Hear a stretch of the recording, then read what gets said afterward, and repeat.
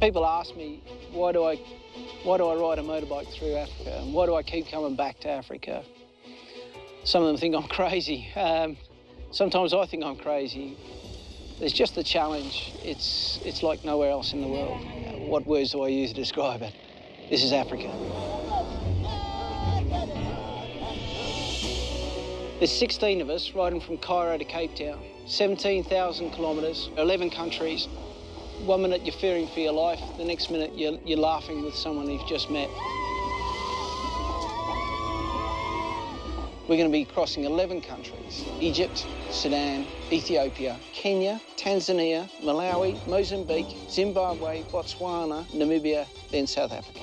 It's just crazy, and no matter how experienced you are riding a motorbike, until you've seen what it's like to ride through Africa, you've got no idea. Beyond imagination. Riding a motorcycle is dangerous.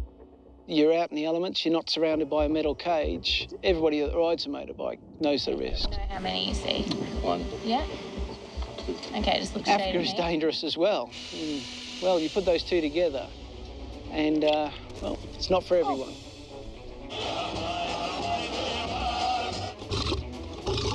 It's tough to be away from home for that length of time, be away from your family. There'll certainly be times when I will be thinking I'd prefer to be at home.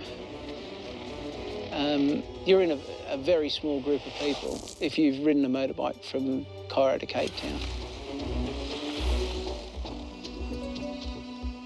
Africa, it's amazing, challenging, wonderful, frustrating, beautiful, welcoming. I don't think that there are enough words to describe Africa, but once you've traveled through it, it stays with you forever. It kind of gets in your soul. Ewan McGregor and I traveled the length of Africa when we made a TV series called Long Way Down. For me, it was a life-changing adventure, and my love of Africa started then.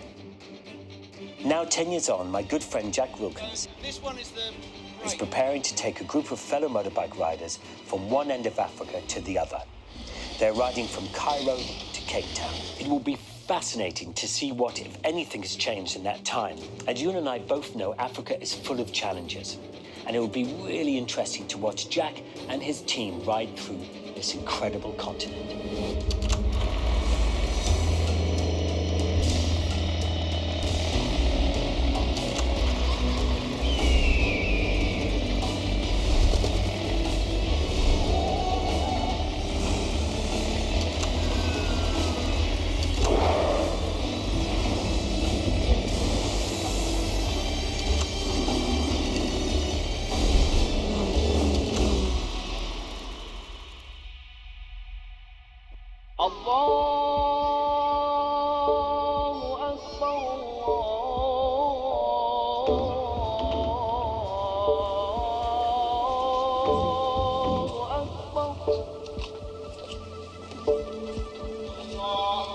There are over 85 million people living in Egypt, and in some Cairo suburbs, the population density is more than 100,000 people per square kilometre.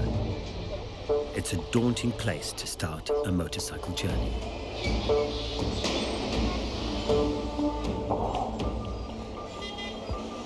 But before these 16 riders can even contemplate navigating through this densely populated city, they need to collect their motorbikes from the docks. But that's proving to be a difficult task. We're at the port in Alexandria. Up behind me there is the sea containers. 4 of those have got all our bikes in. And with a bit of luck, in a few hours, well, maybe more than a few hours, we'll have those bikes out. Everyone's waiting and hoping.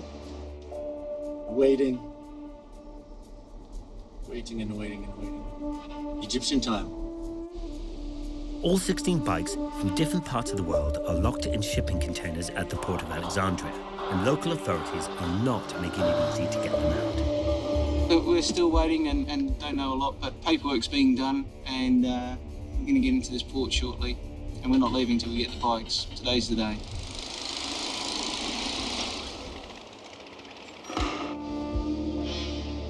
Despite Jack's determination, day soon turns to night and still no bikes. It's now been 4 full days waiting at the port.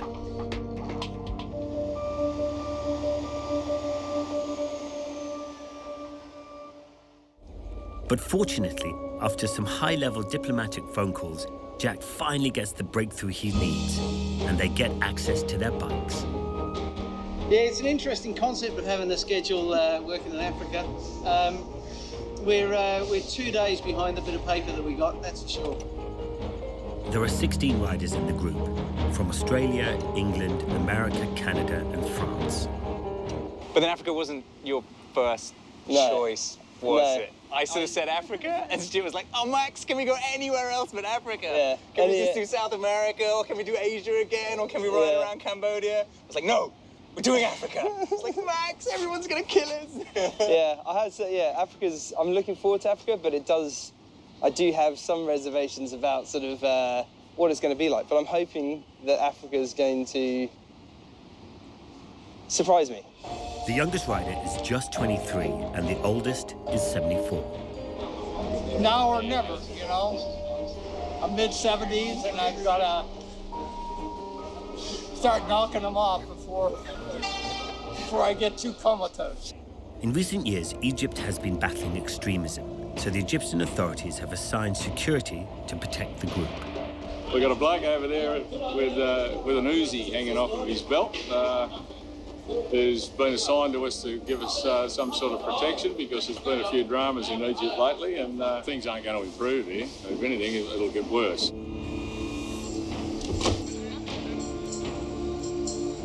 The security measures range from individuals carrying submachine guns to police and military convoys traveling with the bikes. With everything that's going on in the world now, with the fall of the Egyptian government in 2012, I think we're the first motorbike group to come into Egypt since that's happened. And And the thing with Africa is one of those places that it's always changing. And so you never know what's going to happen, I think. Yeah. And that's half the fun and what makes it scary. We've had 7 days here, and it's just been too long. It's been good to get on the bikes and just to get going. It'd be fantastic. So looking forward to it. Diagnosed with diabetes type 1 about 3 weeks ago. So I'm on a very steep learning curve on how to manage that process. I certainly wasn't prepared to let it hinder what I wanted to do here, but that's certainly a challenge. Our lucky charm in here as well. This is what my mum gave me before I left. Lucky charm from mum. Cheers, mum. Just what I need. You know, they are a special breed. They come from all walks of life. Young fellas here that have just done all the overtime they can for the last 2 years to save up to do this trip and buy a bike. And then you've got other people that have, retired and got all the time and lifelong plans to do this.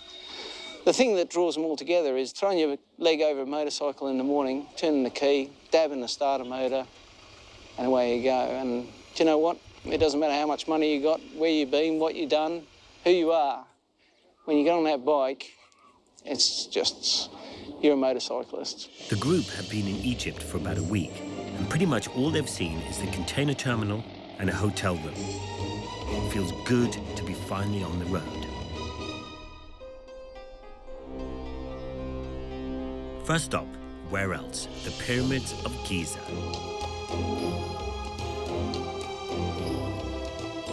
After such a frustrating start to the journey, it feels almost surreal to be standing in the shadows of one of the 7 wonders of the world. Built over 5,000 years ago, and whose mysteries are still largely unsolved. Egypt is where so much of our modern world started. Many engineering principles originated here. Early architecture, tools, technology, but it's also where bureaucracy was born 5,000 years ago. Which of course makes perfect sense after the bureaucratic nightmare surrounding the bikes this week. The next challenge is leaving the hotel. There's 10 million cops fighting about whether I can leave the parking lot or not. It's ridiculous, man. It's so frustrating and annoying. With all the security concerns, the local police, while trying to protect the group, are frustrating everybody. This morning, a large contingent of police are assigned to guide the group out of Cairo, but it's also slowing progress. And with 540 kilometers to ride today, everybody is keen to get on the road.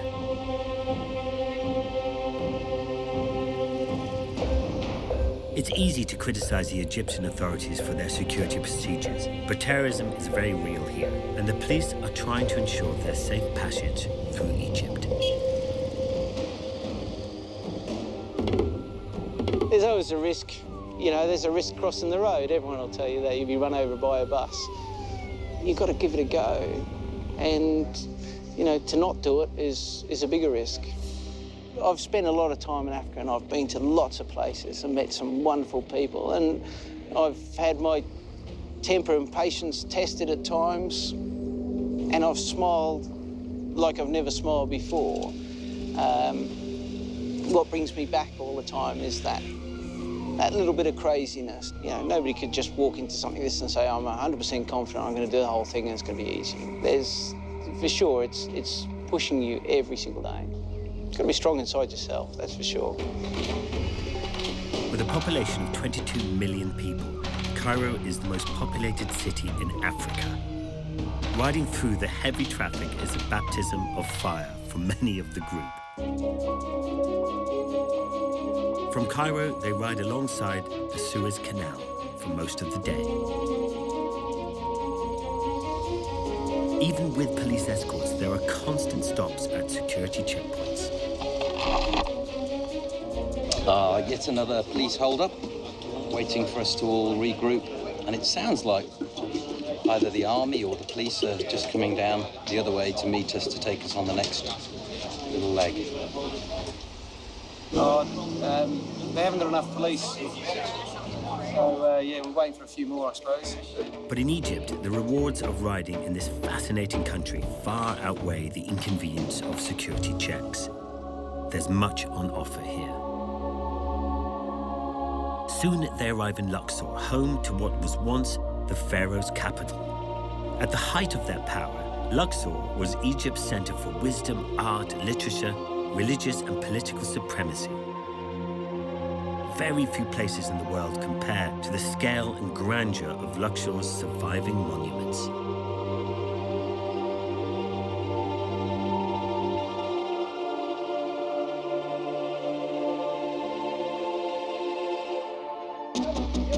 Waiting outside is their police convoy. The riders have to keep reminding themselves that these security procedures are there to protect them. This area is the Muslim Brotherhood Heartland, an organization that the Egyptian government has labeled terrorists. While it may be frustrating, without such a strong police presence, the riders would be very vulnerable in this area. Even a flat tire gets their full attention.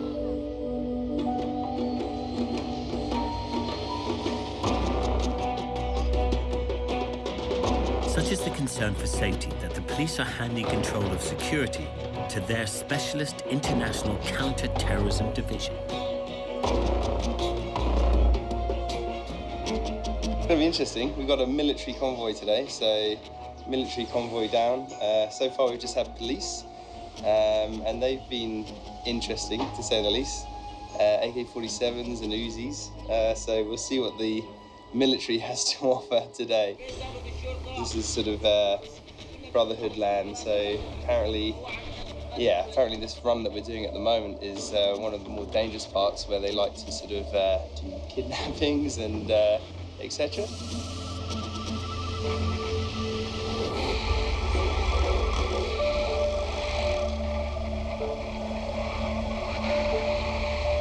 There's no other way to travel for me than on a motorcycle, than to get out there in the elements and deal with everything and see people, and you know, you just don't get any other experience in the world. I have a wife, but we're divorced as of a month ago, or will be, and no children, nothing. So no, I kind of like it like that, I guess. The terrain has turned to desert and the temperature is rising. It's currently 38 degrees. They are scheduled to enter Sudan tomorrow, where it will be much, much hotter. But there will be no cool beer at the end of the ride day. Sudan is an alcohol-free country, and the penalty for drinking alcohol is 40 lashes of the cane. And I'm going to start getting cranky tomorrow when there's no drink involved. There'll be no more Mr. Nice Guy.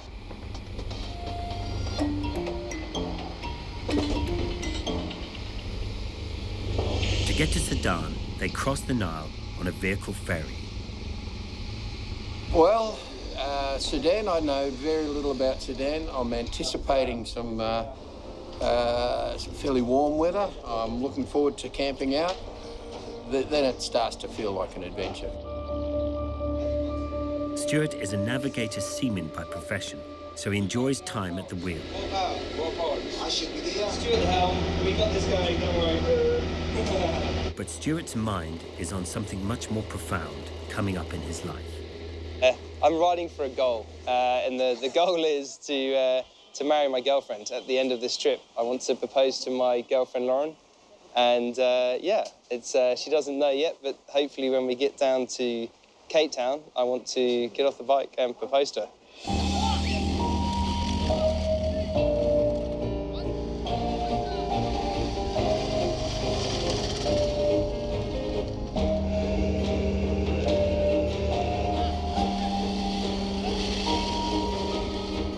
Egypt has been a roller coaster ride for the group. They've witnessed at first hand some of Earth's oldest man-made structures, built by ancient people to exacting standards. But it's also been slow and frustrating with security protocols. The police deliver them safely to the border. Who knows what difference their presence made? Passports.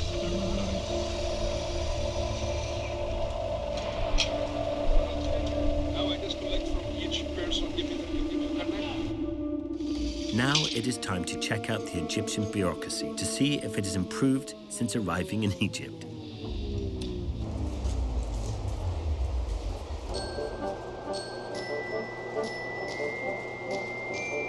I guess not.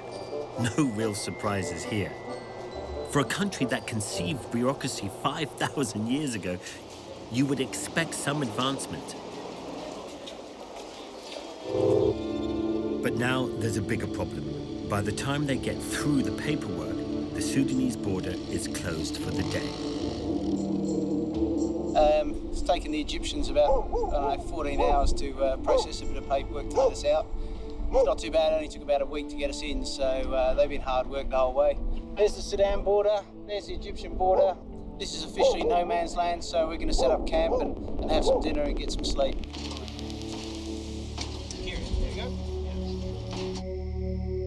And only 10 more borders to go.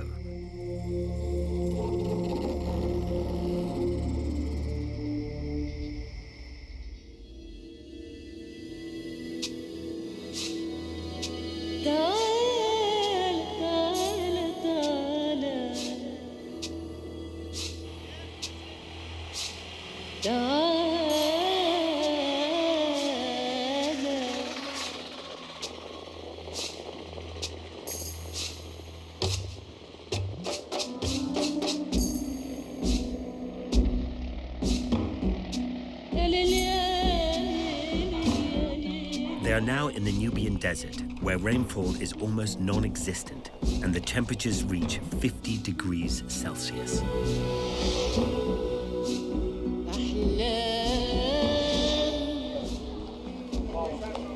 I think it was 35 degrees at about 8 o'clock this morning, and it's getting hotter. Oh, it'll go over 40. Yeah, definitely today. Yeah, probably closer to 50.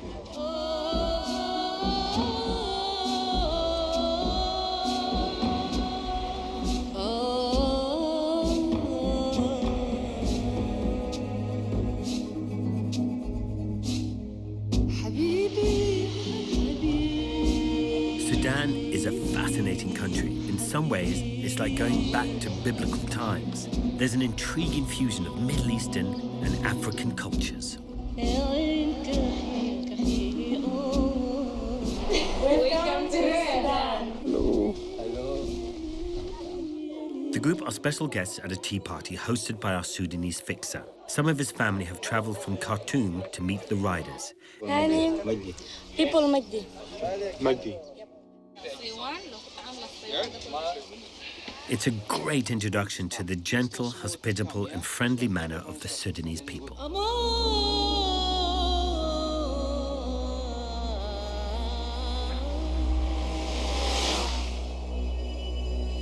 From here, they push deeper into the Nubian desert.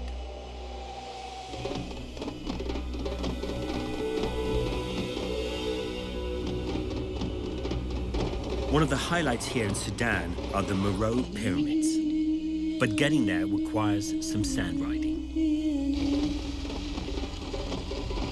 And just entering the campsite is causing problems for some. And up the hill and down. That was like the most pathetic like drop. Yeah. It was like, oh, I can't be arsed, I'm just gonna let go of the bike. And then there is a lot of pushing. Oh yeah. You sprayed sand all inside my boots. This light is just perfect. You can't take a bad photo. It is gorgeous.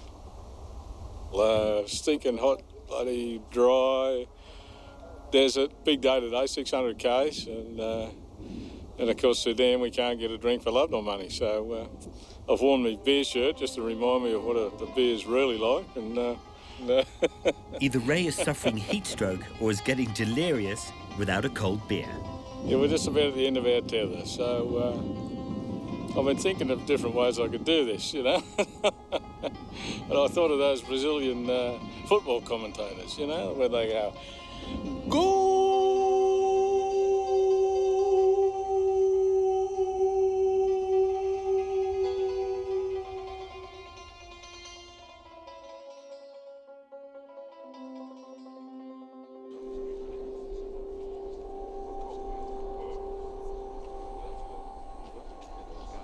It's only 6:30 in the morning and the sun is already starting to sting.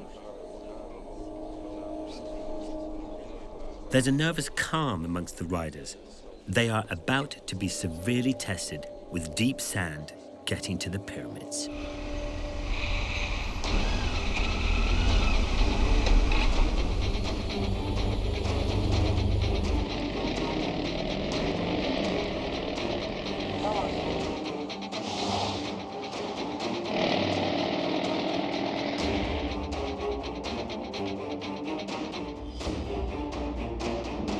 These conditions are different to anything they've encountered so far on this expedition.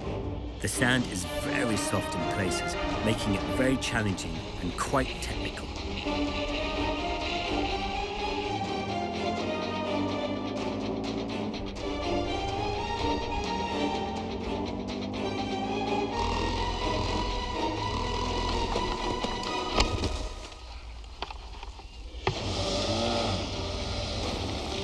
Overall, they did okay, and besides, it's good experience for the more difficult terrain up ahead. Oh, it had its challenges. It always threw me at one stage early in the piece. So it's not bad. No, it's good fun. Hey, the challenges are there. The whole trip is a challenge, and this is one of them, I reckon. So. Although not as old or as large as the Egyptian pyramids, there were more pyramids in this one small section of the Sudanese desert than in the whole of Egypt. Classified a World Heritage Site in 2003, Meroe was a wealthy metropolis of the ancient kingdom of Kush. These pyramids were built about 3,000 years ago on top of burial chambers, housing the kings and queens of the Meroitic kingdom. The entrances usually face east, greeting the rising sun.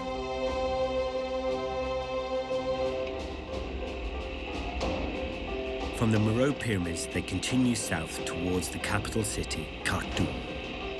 Soon they're out of the desert and the blazing heat.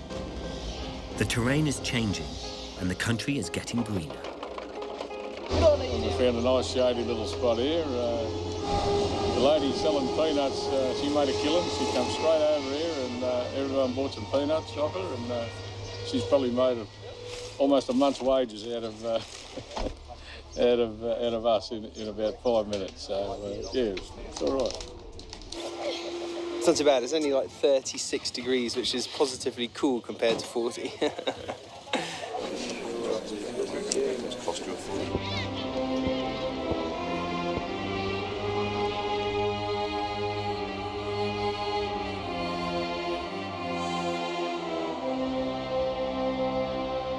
The group have been camping rough this past week, so they are pretty happy to arrive in Khartoum, where they can sleep in a proper bed, do some washing, and communicate with family and friends. Stuart is talking to his girlfriend, who hopefully has no idea he's planning on asking her to marry him. Well, the problem at the moment is how I'm actually going to get the ring before I get to the Cape, because Lauren and Max's girlfriend are arriving at the airport, and Max's girlfriend Lauren has the ring.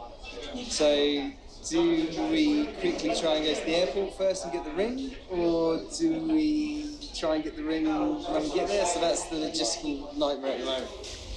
While Stuart tries to work out the logistics of his pending proposal, Jack gets a call with potentially catastrophic news. Just found out that there's been some people killed in the last week on the Ethiopian-Sudan border, and so the sketchy information that we've got is that the Ethiopian side is closed till further notice.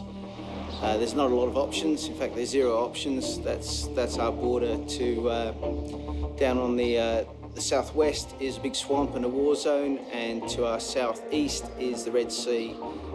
So we've got a little strip of land. So it's not looking good at the moment. My heart's in my mouth. Yeah, this is just about the worst news we can get. With the expedition on the line, Jack is desperately trying to get some clarity. Who is your best contact in Ethiopia? We're just working on that. That's the best thing. Yeah. The Ethiopian border, somebody goes to the Ministry of Foreign Affairs. The Minister of Foreign Affairs. George Pagolatis is the manager of the hotel and has lived in Sudan for 30 years. We have no information when it's going to reopen, and we have no information if it's open now. So we are trying to go with the local authorities to get some information. He has arranged the chief of police to meet with Jack. That'd be great. If you could find out whether the border's closed, that'd be really good. And I will be able to work out on the map where we're going to stay. Okay. Yeah. While Jack and Justin try to find out more, the rest of the group visit one of the most fascinating rituals on Earth. A weekly ceremony performed at the Hamad Anil Mosque. It's like entering another world.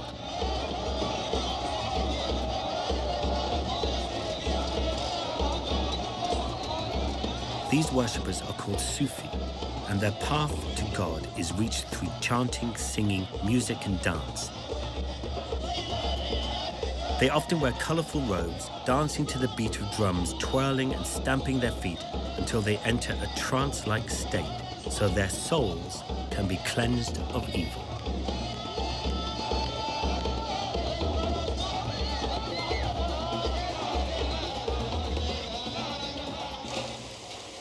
It's been a tense 24 hours for Jack.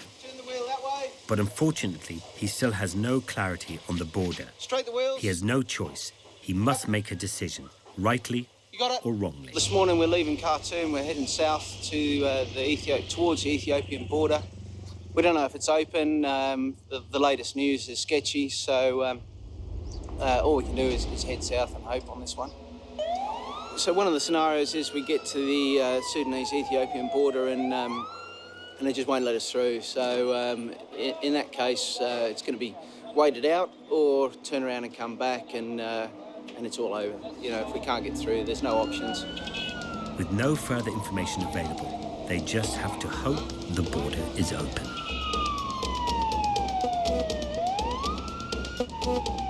With a police escort leading them to the outskirts of Khartoum, their 540-kilometer ride to the Ethiopian border is going to seem very long.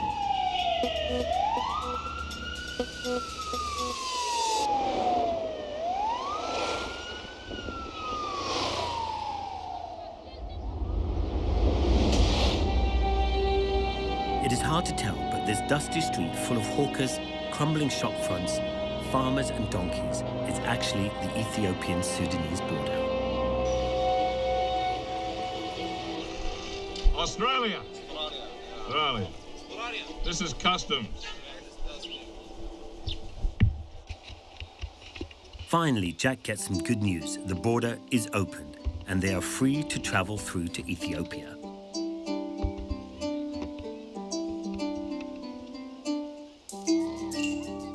Ethiopia immediately feels so different. It's lusher, greener, and there's plenty of crops and farm animals. It's such a contrast to the hot, dusty desert they've become used to. But what strikes you most about Ethiopia is the volume of people. And to make matters worse, it seems like all 95 million Ethiopians are walking along the road. Literally, as soon as we cross the border, the chaos starts. It's like riding through a shopping mall in places.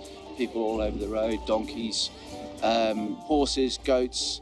They're coming at you from all directions. There's horses, there's goats, there's sheep, there's cattle, and even camels today. There was probably 150 camels walking down the road today.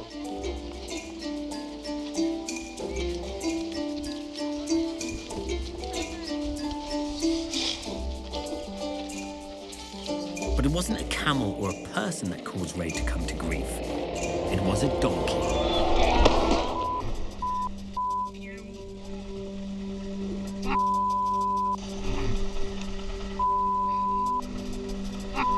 My bike is very basic, as we all know. There's no ABS on that thing.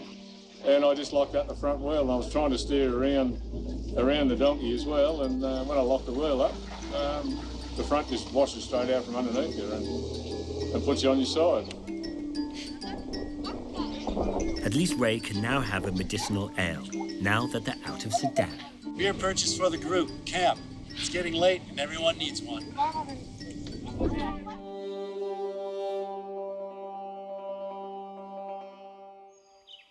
Do a lot of camping, motorcycle camping, bush camping, camper van camping. Love it. Having been diagnosed with diabetes type 1 just a few weeks before he left for Africa, Ron is philosophical about his condition. It's one of those things that it just lets you know that you're a human animal. These things can happen. Why it happens at 60, God only knows. Nobody can tell me that. But I'm always a person that, look, you just deal with whatever you're handed. Give it a little squirt to make sure that there's no air. Dial up 7 units, find a bit of fat, hold it for a while, make sure it all goes in. I'm done. Good till lunch. So, 4 times a day, doing that. Pain, but not too onerous. The Ethiopian highlands contain the largest continuous area of high-altitude land in the whole of Africa and are often referred to as the roof of Africa. It's absolutely breathtaking up here, and riding is by far the best of the journey. It's the curves. It's just motorbike heaven, you know. It's just curves and hills and beautiful scenery. It's sensational. It is spectacular.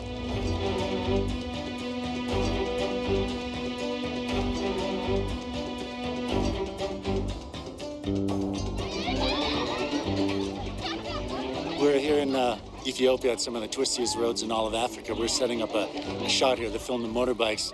So we need a clear road, and we have tons of kids. There's never a shortage of kids and people around when you're trying to set something up. As soon as you stop, they surround you. So I'm trying to clear the road, get a clear shot to get rid of all the kids. How come you're not scared? Go, go! Kick in the butt, kick in the butt. And there it is, clear. When I was 16, I decided I wanted to be a Hollywood stuntman. Bikes! I moved to Hollywood to chase that dream. It started slow, but then I had a really crazy good career. And being a career motorcyclist, while I was taking a break from the film industry, this opportunity came up to be guiding tour adventure riders in South America. So I thought I'd jump onto that and see what that's all about. So I spent about 1.5 years in South America, and that brought me onto this opportunity, which I jumped at because I have never been to Africa before. I've never experienced it this way, the non-officially touristy way. And here we are.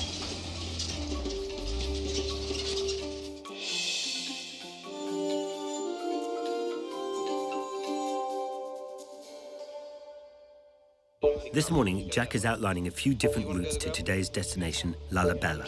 They can either ride along the tar road or take a more scenic gravel route. We're going on the gravel this morning. I think it's only 60-odd kilometres.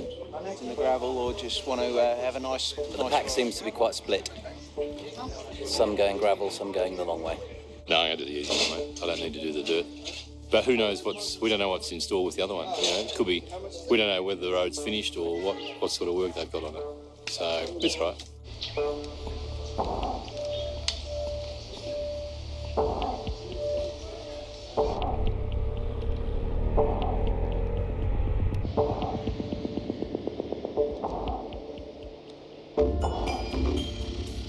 One of the major challenges of riding in Ethiopia is avoiding the sea of people using the road as a footpath.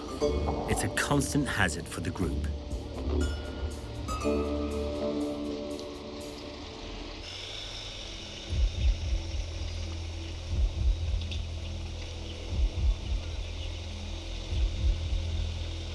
Now that concern has turned into a harsh reality.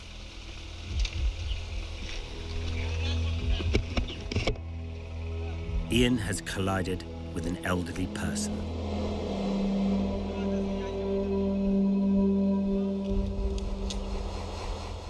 Okay, Ian got the pedestrian. The pedestrian is looking the other way, walked right into the road.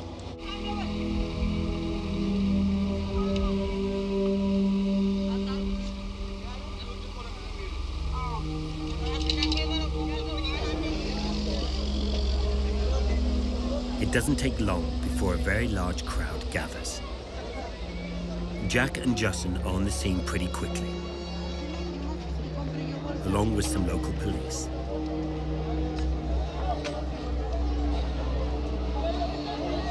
As the rest of the group start arriving, they are concerned that the raw emotion in the crowd will get out of control quickly. Ian, go. Go. They encourage Ian to leave. It's sort of against all of those natural instincts, but you want to stay and make sure the guy was okay.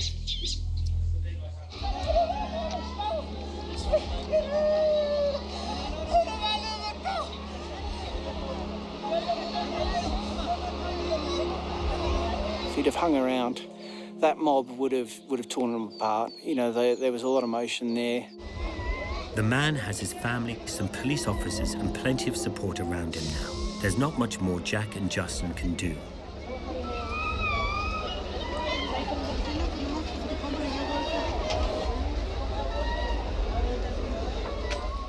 One guy there went for, looked as though he wanted to attack Justin, and at that point I just had to make a call of the safety of the crew and the vehicle and say, hey, let's get out of here.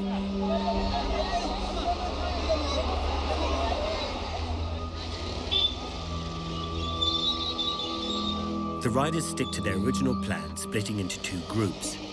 Most riding on the tar road, while Ian and a few others ride along the gravel.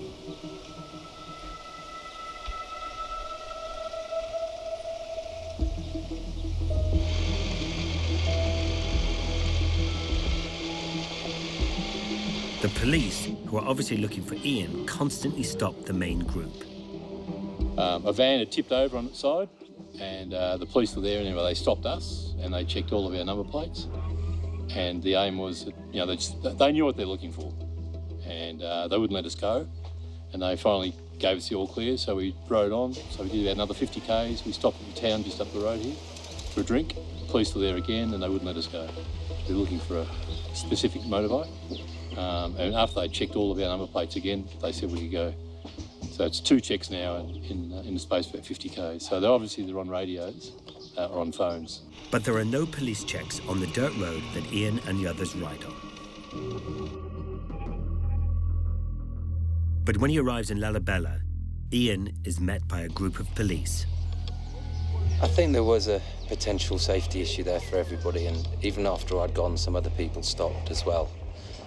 And the situation seemed to be sort of compounding and getting worse. Even though there were 2 policemen on the scene, every couple of minutes the crowd was sort of doubling in size and becoming a bit more aggressive. So, yeah, maybe it was the right thing to do for everybody's safety, but it's still quite a hard thing to do. He's okay, it's not life-threatening, which is great news. But again, you don't need to be hit very hard by one of these to be hurt quite badly. But also feeling quite guilty that I hit somebody and left him.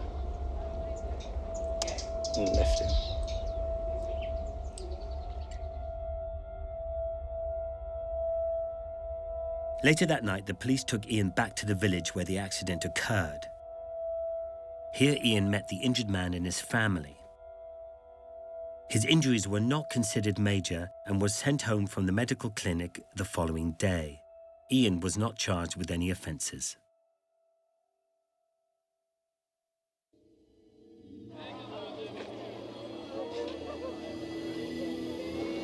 If you didn't know better, you might assume that Lalibela is just another dusty rural Ethiopian town. It was only recently connected to electricity. There are no petrol stations and no paved streets. Isolated from the modern world, this deeply religious town goes about its business much as it has for several hundred years. But it's what's underneath that makes Lalibela so special. 11 rock-hewn churches, each one carved using just chisels and hammers, entirely out of single blocks of granite and descending 40 feet below ground level. Built in the 13th century on the orders of King Lalibela, legend has it that the hard work by thousands of laborers on this New Jerusalem during the day was continued at night by angels after the workers went to bed.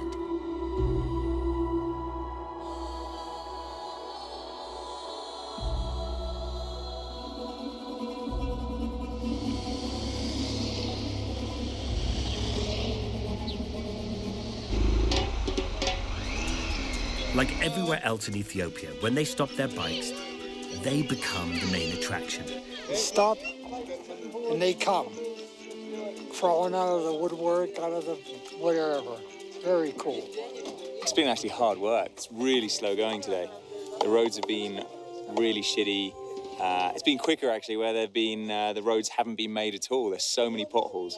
So we're weaving around, trying to get through it. It's good fun, but, I mean, it's taken us 4 hours to do, I think it's 140 kilometers. We normally do 140 kilometers in an hour and a half or a couple of hours. So, and we still got another 300 to go. So it's going to be a long day, I think. Today, they're trying to make the Kenyan border before nightfall. Even a minor puncture turns into a major event. But it's everywhere you go in Ethiopia, it's exactly like this. We just get